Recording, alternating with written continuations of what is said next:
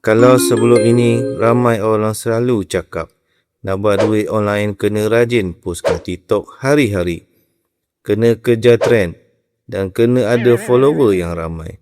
Realitinya, saya langsung taubat semua itu.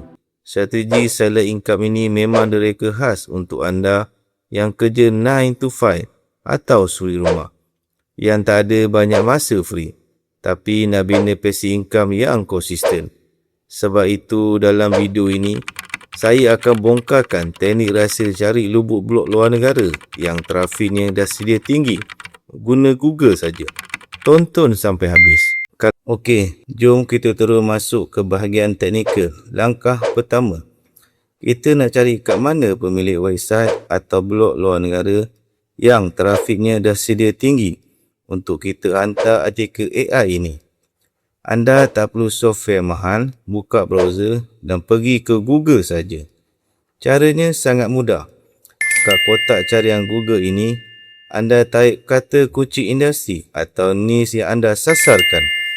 Diikuti dengan terma seperti write for use, submit a guest post atau contributor guideline. Sebagai contoh, kalau draft artikel AI kita pasal produk sukan atau perlawanan bola sepak, kita type kat Google macam ini, football, right for use. Ingat, pastikan ada tanda pembuka dan penutup kata pada frasa right for use.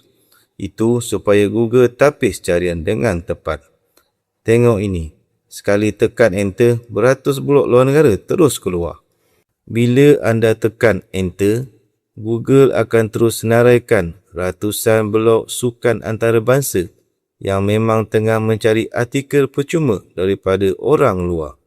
Tugas anda sekarang adalah menapis website tersebut untuk dapatkan hasil terbaik. Caranya, klik pada 5 hingga 10 website teratas yang keluar di Google. Lihat reka bentuk website mereka dan pastikan mereka aktif menyiarkan artikel baru minggu ini atau bulan ini. Kita nak target blog yang betul-betul ada aliran pembaca yang hidup. Sebab apa?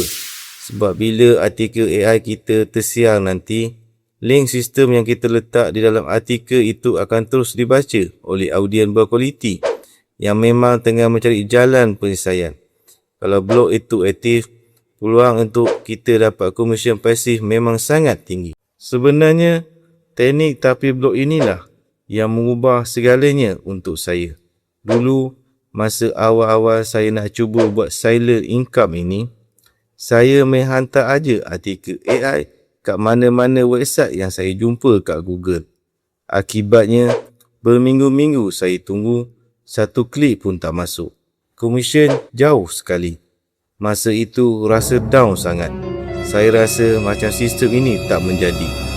Tapi lepas saya bedah balik dan perasan pasal silap tak tapi blog yang dah mati ini, saya ubah strategi. Saya fokus cari blog yang betul-betul aktif macam yang saya tunjuk tadi. Nak tahu apa jadi? Artikel pertama yang lepas masuk ke blog luar negara yang aktif itu, malam itu juga masa saya tengah tidur, lepas penat balik kerja 9 to 5, telefon saya berbunyi. Bila cek, ada notification komisen affiliate pertama masuk dalam USD. Masa itu, baru saya sedar. Benda ini bukan susah. Cuma kita kena tahu cara dan guna sistem yang betul. Kita bina sistem ini bukan ikut nasib viral, bukan ikut trend semasa dan bukan sekadar tangkap muat. Kita fokus bina sistem mesin digital yang kukuh.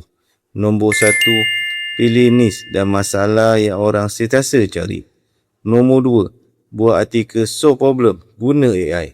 Nombor 3, cari lubuk blog trafik tinggi untuk lambakan artikel kita. Kalau anda serius nak belajar cara set up sistem mudah artikel AI ini untuk tahun 2026 dari A sampai Z, saya ada sediakan video panduan percuma yang lebih detail. Klik saja pautan di ruang description di bawah untuk masuk ke landing page Aziz Hamid dan tebus panduan percuma itu sekarang. Pastikan anda tekan butang like dan juga subscribe saluran Aziz Hamid sekarang supaya tak terlepas siri strategi digital yang seterusnya. Kita jumpa lagi dalam video panduan yang akan datang.